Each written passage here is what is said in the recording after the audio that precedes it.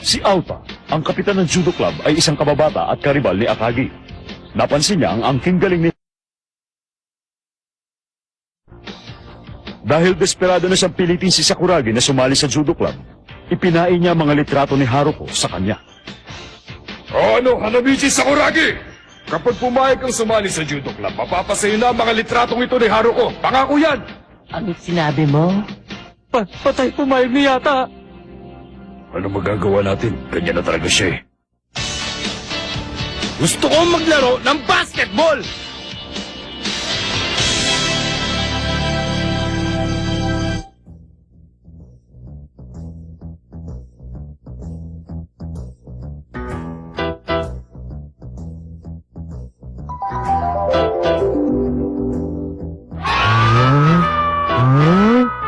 Ayan!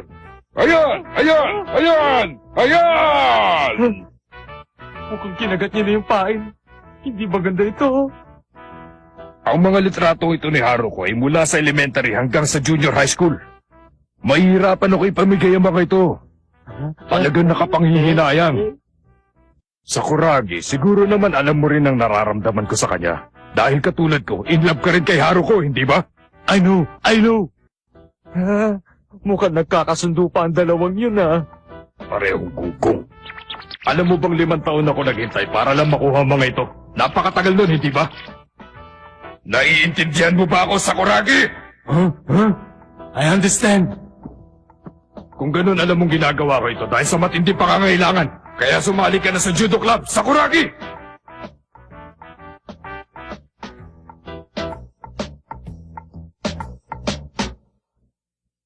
Ayoko. Ano? Sakuragi! Aba, himala. Teka, di ba sabi mo gusto mo ang mga litratong ito? Of course! Ganun pala eh. Hindi sumali ka na sa judo club. Ayoko. Aba, napapabili mo na ako, Sakuragi! Ano? Eh di kung ganun, ayaw mo pala makuha ang mga litrato. Gusto! Yan, kung ganun ibig sabihin, sasali ka na sa aming judo club. Ayoko. Ano? Akala ko ba gusto mong makuha ang mga litrato? Gusto! Ano ka ba? Hindi ko ibibigay sa iyo ito kung hindi ka sasali sa judo club! Heh, okay lang sa akin. Aagawin ko na lang. Hindi ako sasali sa judo club. Kaya akin yan. Hindi mo kabisado ang personality ni Sakuragi, Aota. Hindi siya ang tipong papayag na maisahan siya. Tuso rin ang taong yan. Malibasa, mandurugas din siya. Ganun ba? Isip bata kasi. Pero, nagkamali siya ng gugulangan ngayon.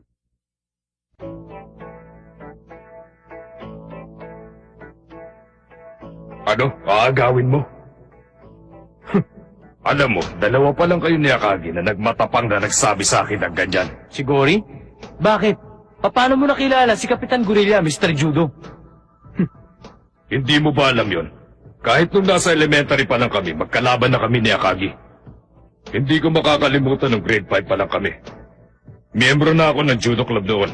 Hindi ako matalo-talo ng kahit na sino. At hilig ko na talaga ang judo mula nang ako'y bata pa. Naalala ko pa nga yung sinabi ko sa kanya. Hoy, Akagi! Dapat sumali ka rin sa judo club, no? Halata naman sa katawan mo na malakas ka rin katulad ko! Sigurado akong magkugusto mo ang judo, sumali ka na! Ano? Sinabi ko yun sa kanya dahil gusto kong maranasan niya ang masayang karanasan ko sa judo. Malinis ang hangarin ko nun. Bilang kaibigan. At alam mo ba kung ano sinabi sa akin ng unggoy na yun? Ayoko, ang baduy mo! Napakasakit niya magsalita. Sinaktan niya kay isang inosenteng busbus na bata. Hindi pa napakalupit doon sa Kuragi. Ha? Okay lang. Sa'yo siguro okay lang, pero sa akin masakit. Simula nung nagkaroon na ng lamat ang dating matalik namin pagkakaibigan. Kasalanan niya ang lahat ng yun! Totoo ba yun? Hindi pa pala niya nalilimutan yun. Natakot-takot na pahirap din ang binigay niya sa akin eh. Sabi na nga ba, hindi lang ako eh. Tulad pa ng ano yun sa Kuragi. Hindi ko naman sinasadyang tamaan ang ulo niya ng isang araw eh. Sinakal ba naman ako? Kung sa akin mo ginawa yan, baka hindi lang kita sinakal. Baka binali ko pa ang leg mo. Bakit? Hindi ko naman talaga sinadya yun eh. Sinakal niya ako. Halos malagutan ako ng hininga. Tama ba yun? Teka muna sandali, ako uli. Meron na naman ako masakit na alaala tungkol sa bakulaw na Akaging yan. Hindi ko makakalimutan ng grade 5 pa kami sa araw ng physical examination. Medyo may kalakihan na kami pareho nung panahon na yon. Naglalaban kami kung sino ang mas matangkad at kung sino ang mas mabigat. Wow, Akagi, ang tangkad mo na. 173 centimeters ang height mo, ah. Mabuti kung doon lang siya nakalamang. Aba, ikaw naman ang pinakamabigat, Aota.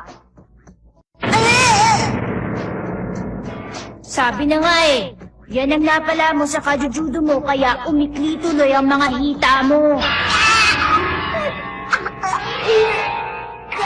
Tingnan mo mga hita mo, ang iikli. Napakasakit siya magsalita. Wala siyang pakialam sa damdamin ko. Ang iikli ng hita mo. Hindi niya ba alam kung gaano kasakit yung sinabi niya? Hindi naman judo ang dahilan kung bakit maikli ang mga hita ko. Pinanganak talaga ako maikli ang hita. Ano ba magagawa ko? Walang puso ang taong yun sa Kuragi. Oo. Sinabi mo talaga yun sa kanya? Ang sama mo naman. Sinabi ko ba yun? At dahil dun, lalong lumaki ang laban at sabira sa sanay matalik namin pagkakaibigan. Kasalanan niya lahat yun. Ang lupit niya. Oo, ang lupit niya. Sa basketball practice nga, wala siyang pinagawa sa'yo kundi basic, ganito at basic ganun. Tama lang naman yun ah. Makinig ka sa Kuragi. Ang problema lang naman natin, kapatid kasi ng mayabang na bakulaw na yun, si Haruko. Oo nga. Bakit? Bakit? Bakit sa lahat ng pwede maging kuya ni Haruko, yung bakulaw na yun pa? Ang layo naman ng hitsura at ugali nila. Yun ang isang bagay na hindi ko maintindihan. Oo! Tama ka! Teka, Akagi, huwag kang magalit. Ginagatungan lang siya ni Aota kaya nagsasalita siya ng ganun. Huwag!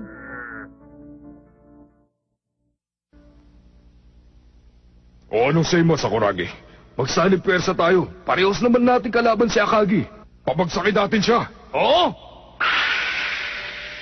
Sige, pero bago ang lahat, pumirma ka. Oo! Ha? Iniisa mo naman ako eh. Ikaw talaga. Ikaw na nag-fill up ng application para sa akin ah. Sinabi na ngayon ko eh. Sakuragi! Gusto mo ba o ayaw mo? Gusto! Ganun pala eh. Eh di sumali ka na sa judo club. Ayoko. Back to square one na naman tayo.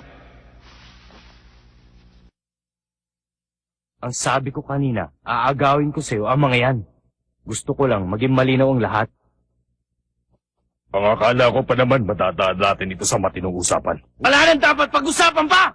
Yan nga ang gusto ko sa'yo eh. Walang usap, puro gawa. Ako si Tatsuhiko Aota at hindi ako tumatakbo sa laban. O ano, laban tayo?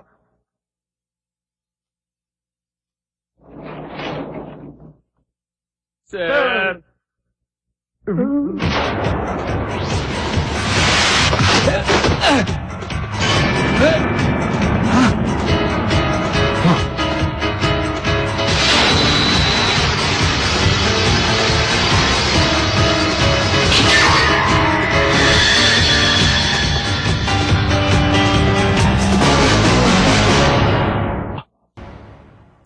Hi guys!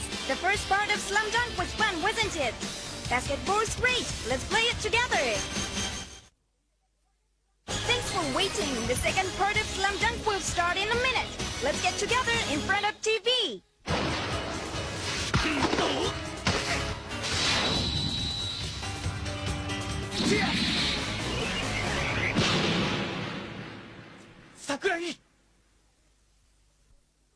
Si Sakuragi yun ah. Siya yung may pulang buhok. Yung gumawa nito sa ating tatlo. Ang galing mo talaga, Aota! Hindi siya umubra sa'yo! Naipagiganti mo na kami tatlo! Ang galing ng ginawa mong shoulder throw. Talagang walang tatalo sa'yo, Aota.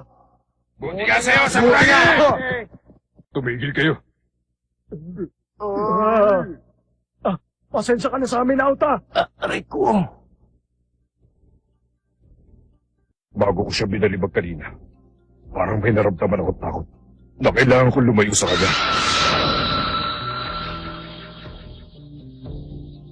Para bang nakipaglaban ako sa isang napakabagis na hayop.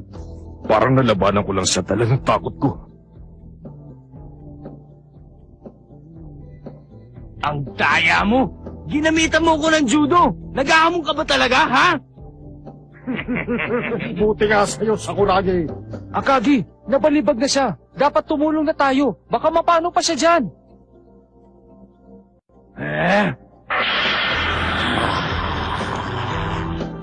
Ang mabuti pa susubukan ko ulit. Baka higit pa siya sa inaasahan ko. Humanda ka, Sakuragi! Malalaman mo kung gaano talaga ako kalakas kapag nakapaghawakan na tayo! Ano? Ah! Ah!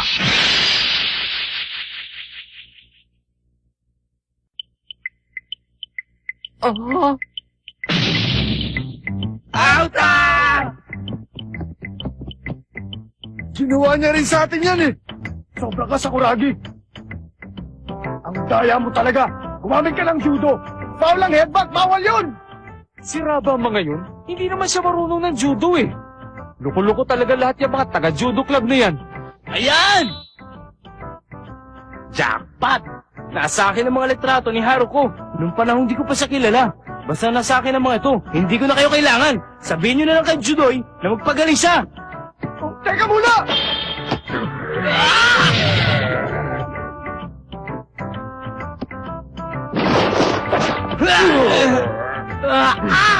Wow! Nahuli na naman siya! Kanina shoulder throw, ngayon arm lock naman! O ano, Sakuragi? Matututunan mo rin sa judo kung paano gawin ito. Siguro gustong-gusto mo nang sumali ngayon, ano? Ibang klase talaga tong kaibigan mo. O ano? Sumali ka na sa judo club! Ayoko! Ayaw mo, ha? Okay mga boys, malapit na mag-umpisa ang basketball practice. Pumunta na kayo sa gym. Huh? Ano ito? Sila yun ah. Bulaga! Ano bang ginagawa ninyong dalawa dito? Pasilip-silip kayo sa kwarto ng judo club? Huwag niyong sabihin naninilip kayo. Hindi, oh. May problema nga eh. Huh? Aray! Tama na! Anong ginagawa niya dyan? Naku naman! Iwanan mo ng basketball team at sumali ka na sa judo club! Ayoko sabi! Sabi kasi ni Auta, once in a blue moon daw kung dumating ang ganyan tao para sa judo. Ano ba? Hindi pa pwede yon. Kailangan natin silang pigilan, Kogure-senpai! Oo nga, kailangan mapigilan sila at baka mabali pa ang braso niya.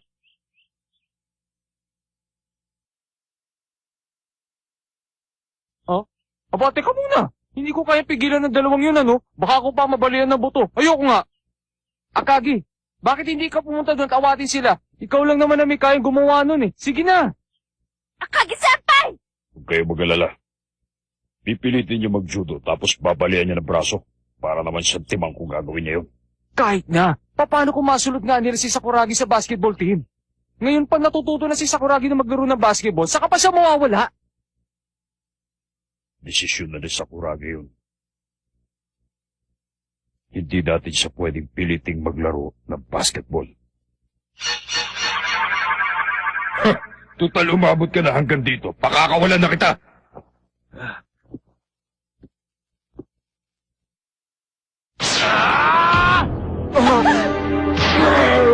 Gagawin ko sa'yo ang ginawa sa'yo ni Akagi.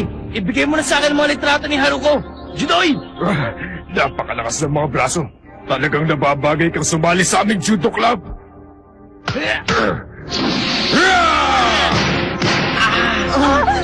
Dinali na naman ako ng judo technique. Galit na talaga ako ngayon! Mabuti kung ganun, Sakuragi. Magiging second place ka sa team namin. Basta mag-training ka lang na seryoso. Ano, sasali ka na ba? Akin ang mga litrato niyan! Siguro kanina ka pa walang pinapakinggan sa mga sinasabi ko, no? Ibibigay ko ito kung iiwan mo ang basketball team at sasali ka sa amin. Ngayon, ako naman ang aatake.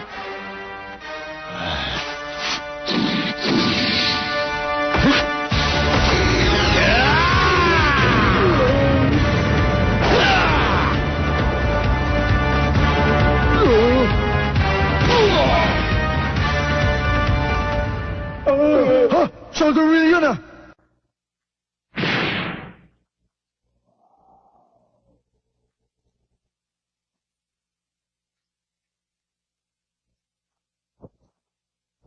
Akin ang mga litrato. O ano, hindi ba maganda ang larong judo, Sakuragi?